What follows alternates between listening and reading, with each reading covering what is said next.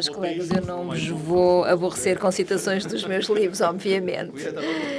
Bem, ouvimos muitas citações muito inspiradoras e as minhas não seriam ser tão inspiradoras. Muito obrigada pelo convite para estar aqui convosco nesta celebração dos 40 anos da UGT Portugal. Muito obrigada ao Carlos e todos os líderes da organização por me terem convidado a estar presente. Eu penso que é um momento crucial para o sindicalismo em Portugal, mas também para o movimento sindicalista europeu. Mais uma vez, cumprimentos, muitos parabéns em nome da SES pelos 40 anos. E eu estou certo que nós vamos estar juntos para os próximos 40 anos, a defender os direitos dos trabalhadores e a lutar pelo futuro dos trabalhadores na União Europeia.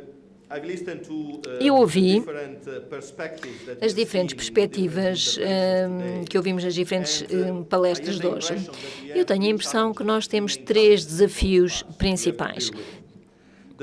O primeiro desafio é: nós estamos ainda a recuperar da crise económica que enfrentámos na última década, mas temos que ser muito cuidadosos. Não devemos ser mal orientados pela narrativa dominante que vem das instituições políticas e económicas que dizem: tudo bem, a crise acabou, todos os problemas foram solucionados, podemos agora estar à vontade. Em primeiro lugar, não existe nenhuma crise à esquina. Isto não é verdade, porque os economistas inteligentes dizem-nos que sim, pode acontecer mais uma vez e pode acontecer rapidamente. E, em segundo lugar, de acordo com esta narrativa, todos os problemas estão solucionados. Não são simplesmente os problemas económicos, mas particularmente os problemas sociais. E, mais uma vez, isto não é verdade, porque as consequências da crise que sofremos durante uma década ainda existem, ainda estão presentes para os trabalhadores e para os cidadãos. O segundo desafio é os efeitos de que tudo isto teve no povo, nos povos, e as sensações que têm atualmente, aquele sentimento de desesperança que enfrentam. Há uma grande falta de confiança entre os trabalhadores na Europa, um nível muito elevado de raiva, porque não viram grandes benefícios após este crescimento económico. E porque o crescimento económico não traz mais empregos na maior parte dos países, e quando estão a ser criados empregos são sempre trabalho precário, com salários baixos. E, como eu disse, as consequências sociais são a exclusão social, a pobreza, a fragmentação no mercado de trabalho, na sociedade, etc. E estes efeitos ainda estão presentes. E então temos o terceiro desafio, é o facto de que só existe um grupo de políticos atualmente que estão a usar estes dois primeiros desafios para chegar a um consenso nas eleições, que são os populistas. Porque os populistas são os únicos que estão a dizer às pessoas: sim, têm toda a razão, a crise não soluciona os vossos problemas e a recuperação também não está a resolver os vossos problemas, e ainda têm que enfrentar enormes dificuldades nas vossas vidas. Portanto, nós estamos aqui para solucionar os problemas, porque nós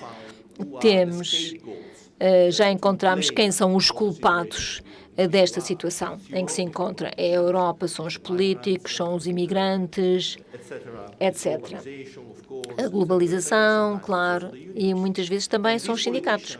Estes políticos estão a roubar as nossas mensagens, inclusivamente eles estão a roubar os nossos empregos, no sentido em que, quando estes políticos chegaram ao poder, e o meu país, infelizmente, estão de facto no topo, quando estes políticos chegaram ao poder, embora não consigam arranjar soluções, mas estão a pôr em prática políticas, pelo menos em termos das políticas anunciadas, que vão exatamente na direção fácil de que o nosso povo gostaria de ver.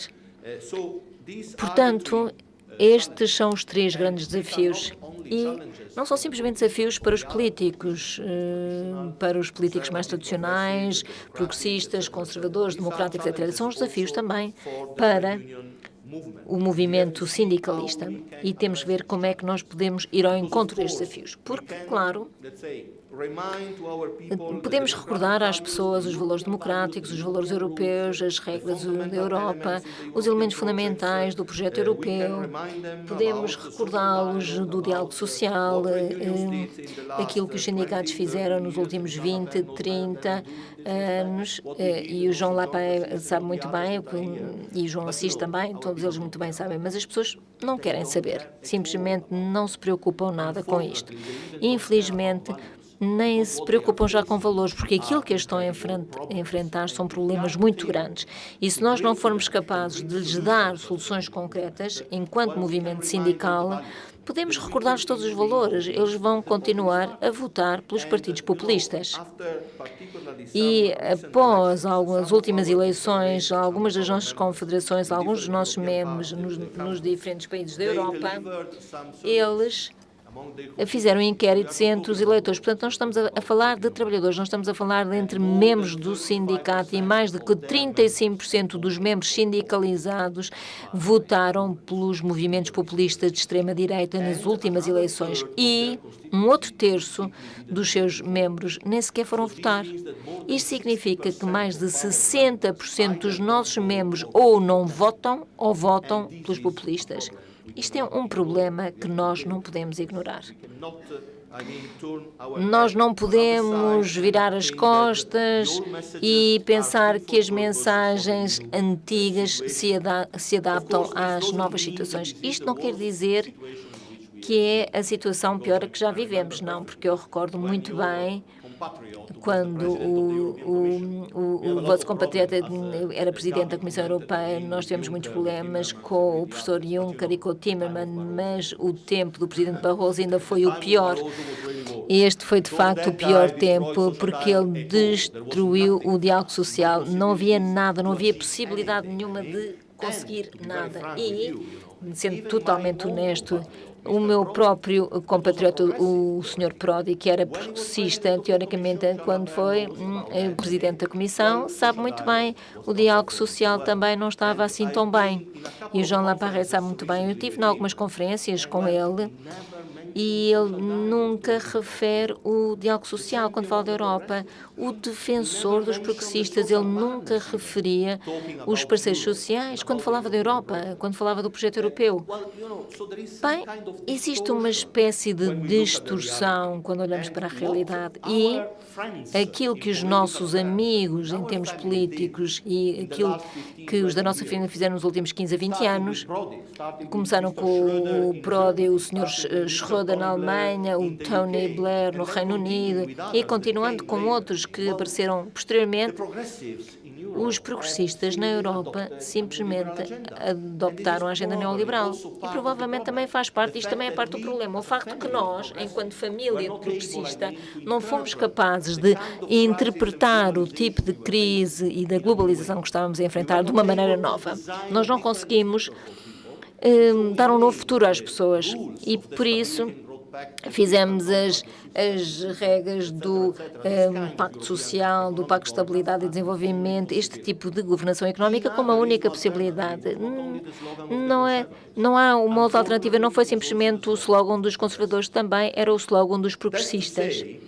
Dito isto, nós tivemos um passado difícil, horrível, temos um presente difícil, mas temos de ser capazes de construir um futuro diferente. E é este o verdadeiro desafio que temos à nossa frente enquanto movimento sindical europeu hoje. E quando eu digo exatamente hoje, porque é agora que as opções importantes têm que ser feitas, porque nós temos as eleições europeias aí à porta daqui a uns meses. E, enquanto movimento sindicalista, também temos o nosso Congresso, exatamente na mesma semana das eleições europeias. Portanto, temos que tomar algumas decisões. Temos que decidir que tipo de plataforma, de pedidos, de propostas queremos chamar a atenção dos nossos membros. E temos também que decidir que tipo de lista de reivindicações queremos apresentar aos políticos que vão candidatar-se às eleições europeias. É por isso que a discussão que está a ter lugar nos partidos a nível europeu, não simplesmente entre o Partido Socialista, mas também o Partido Popular, os liberais, todas as outras forças democráticas. Esta discussão também tem que ser a nossa discussão. Nós não podemos estar desligados, não tem a ver que estar muito ligados aos partidos. Não. O problema é como é que o movimento sindicalista pode ter uma influência neste cenário. Como é que nós podemos mudar a situação? Como é que nós podemos ter a certeza de que os políticos que estão a candidatar-se às eleições vão mudar a agenda europeia?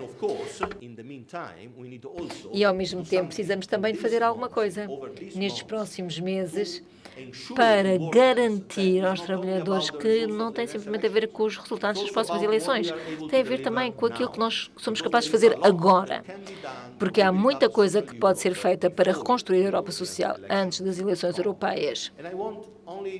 E gostaria de referir algumas das decisões-chave que têm de ser tomadas antes das eleições. Isto pela União Europeia. Como é que o movimento sindicalista pode ter influência sobre estas decisões? Em primeiro lugar, existe um pacote para a reforma da União Monetária e Económica. Este pacote, se for aprovado, pode fazer a diferença, porque este pacote significa que finalmente nós passamos da austeridade para o investimento. Nós temos sistemas e ferramentas para proteger o investimento a nível nacional, investimento público e privado. Se o pacote for aprovado, significa que nós vamos ter um Ministro das Finanças da União Europeia que pode verdadeiramente conceber uma política macroeconómica diferente para a nossa União Monetária e Económica. Significa que nós vamos ter uma união bancária que garante que nós não temos que gastar o nosso próprio dinheiro para salvar bancos no futuro. Significa que nós poderíamos ter também um sistema europeu para garantir o emprego, que não é irrelevante quando estes choques económicos afetarem os trabalhadores. Mas, claro, como a Gabi nos disse, a atmosfera entre os Estados-membros não é uma atmosfera positiva. Portanto, somos nós que temos que intervir junto aos nossos governos para garantir que, na discussão que vamos ter durante os próximos 2 meses, não 2 anos, mas os próximos 2 meses no Conselho Europeu, a reforma vai ser concretizável, porque disto depende a possibilidade no futuro de termos um verdadeiro processo para termos a criação de trabalhos de qualidade em vez de ter simplesmente desemprego e austeridade. Isto é um bocadinho técnico, mas há muita política aqui por trás. Existe a hipótese ou não de mudar o modelo macroeconómico que inventamos nos últimos 15 a 20 anos, que era só as regras neoliberais, a austeridade, e agora temos que ver se nós vamos conseguir influenciar as políticas. Em segundo lugar, e associado a esta questão, alterações climáticas, a transição energética, enfim, tudo isto está associado com a digitalização, a automação, o futuro do trabalho que o Guy nos falava de manhã. Tudo isto, claro, pode ser simplesmente deixado ao acaso ou ser elaborado, deve ser definido, e nós é que temos que tomar a liderança neste fenómeno, porque os sindicatos podem também estar tão aterrorizados por estas transformações que, por dizerem assim, ok, pronto, já não podemos fazer nada para influenciar os processos, portanto, ou estamos contra, ou simplesmente tomamos uma atitude passiva. Não é esta a nossa função. A nossa função é ver como é que nós podemos participar na concepção destas políticas. E, mais uma vez, não é suficiente ter esta narrativa que diz vamos dar novas qualificações às pessoas e as pessoas vão todas encontrar novos empregos e vai ser tudo fantástico. Não é isso. Nós estamos a dar novas qualificações às pessoas que vão estar desempregados durante muitos anos. Isto não é exatamente uma solução para estas transformações. Há outras coisas que devem ser feitas. Há um ponto que está relacionado com a primeira questão, é a quantidade do investimento que os diferentes governos, a União Europeia, as instituições multilaterais a nível global, inclusivamente o FMI e o Banco Mundial, estão preparados a investir. Qual é o investimento que vai ser mobilizado para garantir que nós podemos ter uma transição justa significa que para cada 1000 trabalhos que são destruídos, nós podemos criar pelo menos 1001 e possivelmente 1500, para que possamos também, através das transformações, podemos gerir a questão do desemprego que temos na maioria das sociedades e podemos garantir que estes novos trabalhos vão ser melhores trabalhos, trabalhos de qualidade, emprego de qualidade, e garantir que nós podemos manter os direitos e proteções que só beneficiam os trabalhadores tradicionais e podemos aplicá-los aos novos trabalhadores, aqueles que vão assumir os novos trabalhos nos novos setores da economia. Investimento, um novo modelo macroeconómico é possível, nós podemos influenciá-lo, mas temos também de ter uma influência relativamente à transição, à transformação, às transformações que estão a acontecer na economia e no mercado de trabalho. Isto está associado a outros dois elementos. O primeiro é como é que nós podemos garantir que o pilar europeu de direitos sociais funciona para as pessoas que trabalham. E eu não estou assim muito entusiasmado com esta discussão. Será que o pilar social é vinculativo em termos jurídicos, não é vinculativo? Nós afirmamos há muitos anos, já não me lembro, Gabi, há décadas atrás, nós defendemos a Carta Europeia dos Direitos Sociais exatamente com o mesmo sistema que o pilar social. Portanto, os Estados-membros, a Comissão Europeia juntaram-se e proclamaram esta Carta. Seguidamente, o que fez alguns dos princípios nesta Carta Social serem vinculativos, dois elementos. O primeiro é a legislação, que pôs em prática estes princípios, e o segundo é que em cada legislação europeia, a Carta era referida como uma referência legislativa. Isto fez com que os tribunais a nível europeu e nacional começaram a referir em cada decisão a existência da Carta Europeia de Direitos Sociais, e isto transformou um documento político num documento legislativo. São exatamente isto as coisas que temos que fazer agora. Temos que criar legislação que põe em prática os 20 princípios do Pilar Europeu de Direitos Sociais e temos que garantir que em cada legislação nacional e europeia este pilar é referido como documento legislativo. E se o fizermos dentro de alguns anos, as coisas vão mudar. E, mais uma vez, nós estamos numa fase crucial, porque existem não 3, mas 13 legislações para implementar o Pilar Europeu dos Direitos Sociais. Já conseguimos 2, a revisão de uma diretiva e, por exemplo, embora a Hungria e a Polónia vão questionar esta diretiva, e aqui há alguns dias conseguimos também o enquadramento jurídico sobre as substâncias carcinogénicas. E foi exatamente devido à nossa mobilização, porque a Comissão, só a Comissão, com os Estados-membros, não foi capaz de o fazer. Tivemos que mobilizar especificamente naqueles países onde os governos estavam contra esta iniciativa legislativa. Nós conseguimos mobilizar aqui, inclusivamente em Portugal. E agora temos as outras leis que têm que ser implementadas, conciliação entre vida pessoal e profissional, condições de trabalho transparentes. Esta é a questão essencial, porque se nós conseguimos ter uma definição do trabalhador ao nível europeu que assegura que nós possamos estender o mínimo conjunto de direitos aos trabalhadores, inclusivamente os trabalhadores independentes, os freelancers, os trabalhadores das plataformas, então isto vai ser a verdadeira reforma no mercado europeu, vai ser a verdadeira reforma que vai tornar o pilar vivo. E temos depois o pacote social, como é que nós podemos aumentar a cobertura do sistema de proteção social a cada trabalhador na União Europeia. E, mais uma vez, nós temos uma luta incrível. Aconteceu algo de absolutamente sem precedentes no cenário europeu. Foi o facto que, na presidência austríaca, o chanceler da Áustria, em especial, vetou a aprovação da criação da autoridade Europeia para o Trabalho e fê-lo de tal maneira que, no final, obrigou o Ministro do Trabalho da Áustria de cancelar a reunião do Conselho de Ministros de Trabalho. Nunca aconteceu anteriormente que uma reunião do Conselho tenha sido cancelada simplesmente porque um chanceler, um primeiro-ministro de um país, na presidência não queria ter a aprovação de uma iniciativa legislativa. Houve um consenso total entre os outros, mas ele cancelou a reunião do Conselho para não discutir esta iniciativa. Isto é muito grave, muito negativo.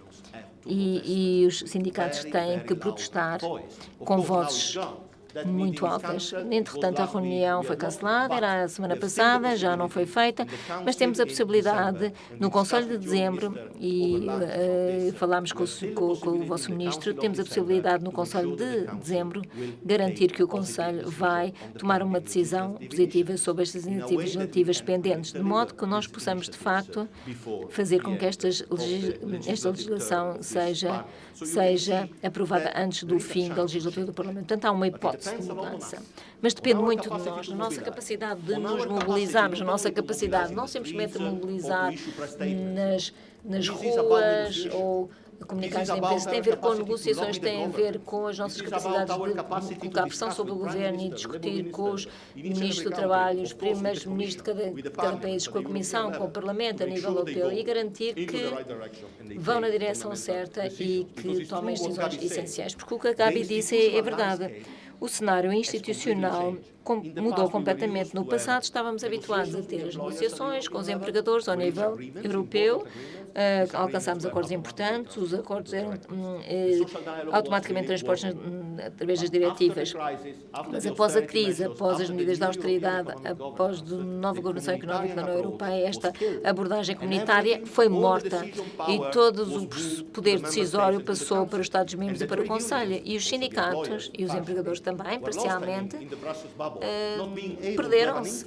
Não podiam ter uma influência sobre um novo tipo de processo de tomada de decisões institucional. Por isso é que, durante este mandato, tivemos que mudar a nossa abordagem, nós temos que encontrar outra estratégia. E a outra estratégia significa que, sim, nós vamos continuar a falar com os empregadores ao nível europeu, mas, em primeiro lugar, temos que falar com a Comissão, com o Parlamento e depois país a país. E viemos também aqui a Portugal falar com o Primeiro-Ministro e falamos com o Ministro do Trabalho várias vezes. Felizmente, temos aqui um governo bastante amigável em Portugal. Não acontece o mesmo noutros países, mas tivemos de trabalhar país a país, falar com os primeiros-ministros, o Ministro do Trabalho, às vezes o Ministro da Finança, para garantir que as nossas reivindicações pudessem ser alcançadas, porque se nós não conseguimos influenciar o Conselho, não temos qualquer hipótese de obter qualquer resultado prático. Portanto, como veem, podemos fazer muito para mudar a narrativa macroeconómica e para pôr em prática uma estratégia de transição justa e influenciar o processo legislativo, embora de uma maneira diferente comparado com o passado. Mas ainda há aqui alguns aspectos que eu gostaria de falar convosco hoje. O primeiro são os salários e a nossa capacidade de ter melhor negociação coletiva. A negociação coletiva é a chave dos sindicatos.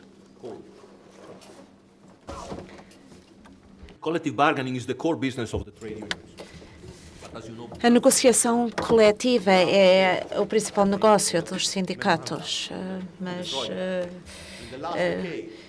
na última década, como devem bem saber, a concertação social foi o principal objetivo, o principal alvo de distribuição. A descentralização e a eliminação de qualquer mecanismo de acordo e de participação dos parceiros sociais na negociação coletiva estava no cimo da agenda europeia, juntamente com os sistemas de pensão. Mas a negociação coletiva estava no centro, contra os sindicatos e Agora, a situação está a mudar, porque agora existe uma sensibilidade diferente entre as instituições europeias a respeito da negociação coletiva. Os países que foram oprimidos pela Troika são agora eles que estão a liderar a construção, a reconstrução da negociação coletiva. Claro que a situação em Portugal não é perfeita, a situação é a mesma noutros países europeus como a Grécia, mas temos uma oportunidade de reconstruir a nossa negociação coletiva, na Europa. E por isso é que agora verificamos que existe uma tendência, uma nova tendência, uma campanha de reconstrução do poder de negociação coletiva dos parceiros sociais.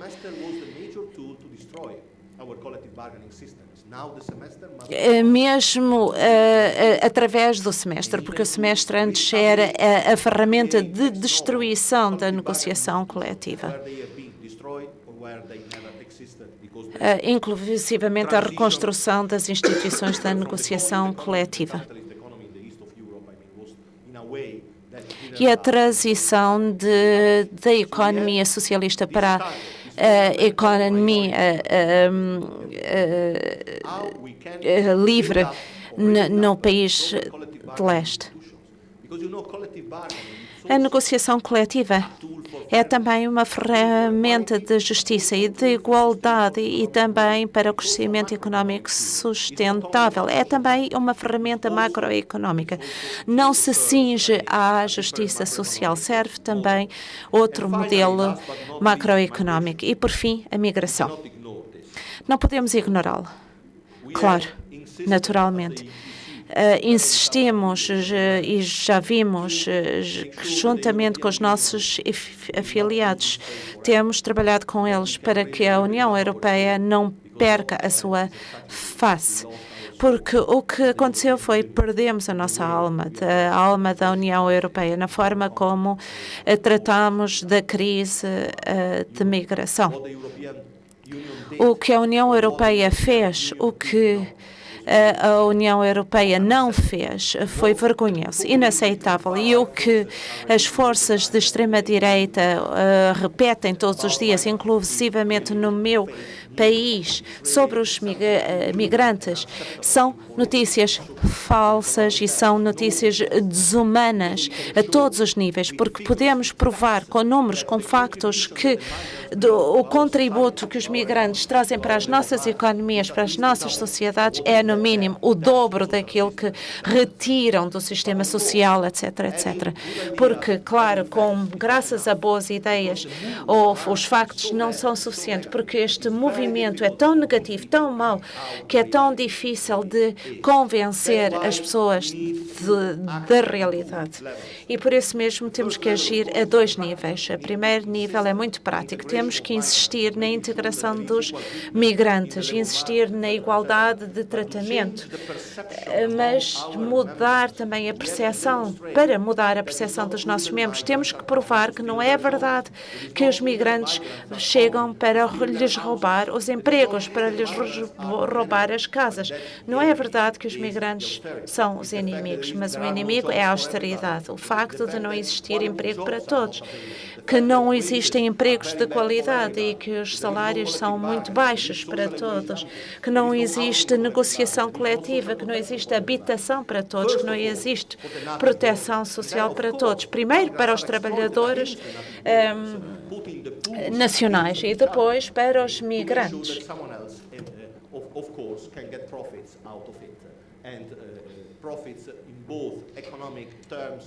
E tudo o que é visado são os lucros, tanto a nível político como económico. E para isso precisamos de uma estratégia. Estes são os elementos que estão a tentar colocar no centro do nosso Congresso, neste momento, mas também no centro da nossa campanha durante as eleições, porque sim, nós também participamos nas campanhas das eleições. Queremos que todos os partidos democráticos participem nestas eleições. O risco é de manter durante as campanhas o diálogo centrado apenas na imigração e que tudo o resto desapareça das campanhas para as eleições europeias, juntamente com uma agenda para um modelo de crescimento sustentável. É a nossa responsável para garantir que os elementos sociais regressem à agenda de discussão desta campanha e, por esse motivo, estamos a incentivar os partidos a criarem plataformas e ideias que apontem no sentido certo.